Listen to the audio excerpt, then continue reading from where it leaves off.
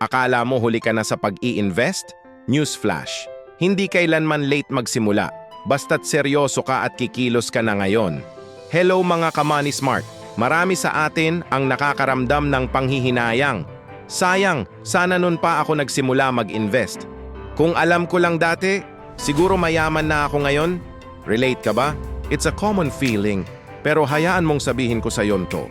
Ang pinakamalaking pagkakamali ay hindi ang late na pagsisimula, kundi ang hindi pagsisimula kahit kailan. Kahit maliit ang pera mo ngayon, may kakayahan yang humabol at lumago basta tama ang sistema at mindset mo. Ang tanong, paano nga ba sisimulan kung pakiramdam mo na pag-iwanan ka na ng panahon? Huwag kang mag-alala dahil nandito kami para tulungan ka. Sa video na to, bibigyan kita ng 5 practical na tips para makahabol ka sa iyong financial goals. Ready ka na bang baguhin ang future mo? Let's start. Una sa lahat, at ito ang pinakamahalaga, reset your mindset. Itapon mo na yang too late na ako mentality. Huwag mong ikumpara ang chapter 1 mo sa chapter 20 ng iba. Ang bawat isa sa atin ay may kanya-kanyang timeline.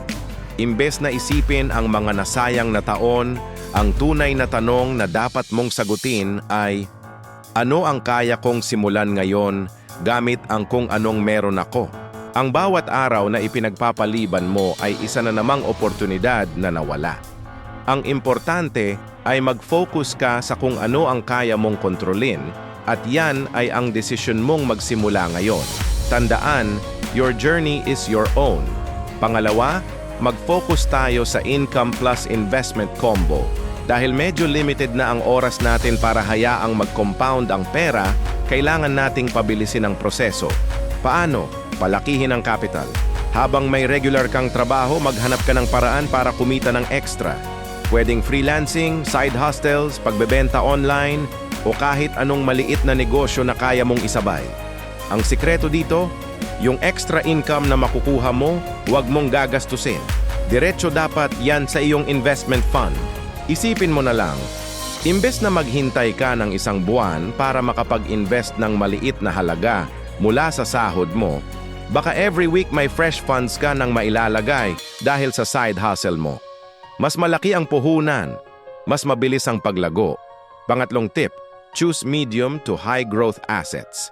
Dahil naghahabol tayo sa oras, kailangan nating piliin ang mga investment vehicles na may mas mataas na potential returns. Oo, may kasamang risk to, pero yan ang trade-off. Hindi na ito ang panahon para ilagay lang lahat ng pera mo sa savings account na halos walang tubo. Pag-aralan mo ang mga options tulad ng equity mutual funds, index funds na sumusunod sa performance ng stock market, o isang well-diversified stock portfolio. Ang susi dito ay diversification. Huwag mong ilalagay ang lahat ng itlog mo sa iisang basket.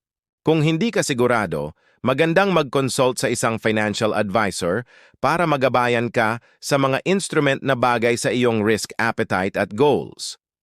Pang-apat, at ito ang game changer para sa marami, automate and commit. Huwag mong hintayin ang motivation. Alam mo kung bakit? Dahil ang motivation, parang love life, minsan dumarating, minsan nawawala. Ang kailangan mo ay disiplina at sistema. Gamitin mo ang technology. Mag-set up ka ng auto-debit o auto-transfer sa iyong bank account. I-program mo na every payday may specific amount na automatikong lilipat mula sa payroll account mo papunta sa iyong investment account. Sa ganitong paraan, hindi mo na kailangang pagdesisyonan pa kung mag-iipon ka ba o hindi. Nangyayari na lang siya. Out of sight, out of mind. Before you know it, lumalaki na pala ang investment mo nang hindi mo namamalayan. Commitment over motivation, yan ang tandaan mo. At ang panghuling tip, number 5, simplify your lifestyle. Hindi ko sinasabing kailangan mong maging kuripot at isakripisyo ang lahat. Ang sinasabi ko ay maging mas deliberate ka sa iyong paggastos. Kailangan mo ba talaga yung daily milk tea? O yung bagong phone kahit gumagana pa naman yung luma mo? Magbawas ka ng mga luho na hindi naman nagbibigay ng long-term value sa buhay mo. Ang bawat piso na matitipid mo ngayon ay investment para sa future self mo. Isipin mo na lang, yung 100 pesos na hindi mo ginastos sa kape ngayon, pwedeng maging 500 pesos yan after several years kung na-invest mo ng tama. Maliit na sakripisyo ngayon para sa mas malaking ginhawa sa hinaharap. Ayan, 5 practical na hakbang para makahabol ka kahit feeling mo late ka na sa investing game. Tandaan, hindi ito karera laban sa iba, kundi isang marathon para sa sarili mong future. Sa susunod nating video, mas lalaliman pa natin to. Pag-uusapan natin kung paano gumawa ng specific na catch-up plan kung late ka na talaga nag-start mag-invest. Kaya kung ayaw mong mahuli diyan, make sure to like this video, subscribe to our channel, and hit that notification bell. Maraming salamat sa panonood. Ako ang iyong kapartner sa pag-asenso. Tandaan, sa Money Smart PH, hindi mahalaga kung saan ka nagsimula, ang mahalaga nagsimula ka. See you in the next video.